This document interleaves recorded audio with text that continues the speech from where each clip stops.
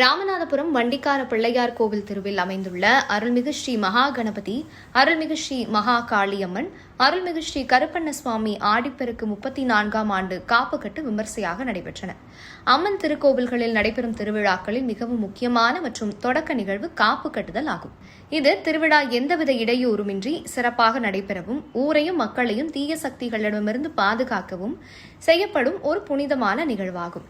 காப்பு என்றால் பாதுகாப்பு அல்லது தடுத்தல் என்று பொருள். திருவிழா தொடங்கும் நாள் முதல் அது நிறைவடையும் நாள் வரை ஊருக்கும் மக்களுக்கும் விழா நடத்தும் அமைப்பாளர்களுக்கும் எந்தவித அசம்பாவிதமும் தடைகளும் ஏற்படாமல் இருக்க இறைவனிடம் பாதுகாப்பு வேண்டி மேற்கொள்ளப்படும் ஒரு விரத சங்கல்பமே காப்பு கட்டல் ஆகும். காப்பு தயாரிக்க பயன்படுத்தப்படும் பொருட்கள் ஒவ்வொன்றிற்கும் ஒரு ஆன்மீக மற்றும் மருத்துவ குணம் உண்டு. மஞ்சளில் தோய்க்கப்பட்ட நூலுடன் சிறு துண்டு மஞ்சள், வேப்பிலை ஆகியவை சேர்த்து கட்டப்படும்.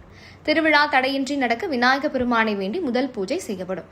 தீர்த்த குடங்கள் வைக்கப்பட்டு வேத மந்திரங்கள் முழங்க நீர் புனிதப்படுத்தப்படும். அந்த நீரால் கோவில் வளாகம், சாமி சிலைகள் மற்றும் பக்தர்கள் மீது தெளிக்கப்பட்டு சுத்தம் செய்வார்கள்.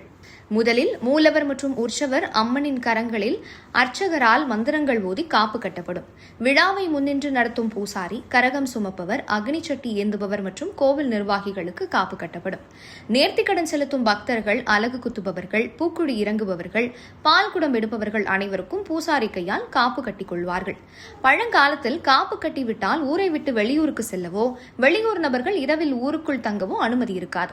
ஊரின் எல்லையை காப்பது இதன் நோக்கம். பக்தர்கள் முற்றிலும் சைவ உணவையே உட்கொள்ள வேண்டும். அசைவம், மது மற்றும் தீய பழக்கங்களை தவிர்க்க வேண்டும்.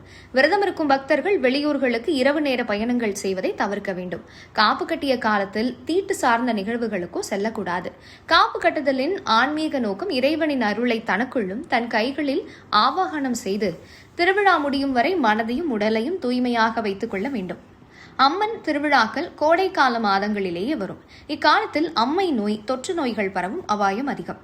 காப்பில் பயன்படுத்தப்படும் மஞ்சள், வேப்பிலை, அருகம்புல் ஆகியவை சிறந்த கிருமி நாசினிகளாகவும் உடலின் நோய் எதிர்ப்பு சக்தியையும் அதிகரிக்கும் காரணியாகவும் செயல்படுகின்றன.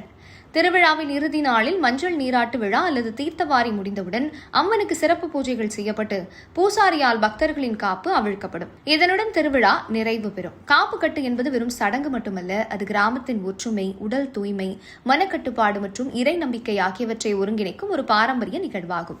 இவ்விழா ஏற்பாட்டினை விழா குழுவினர் செய்து வருகின்றனர்.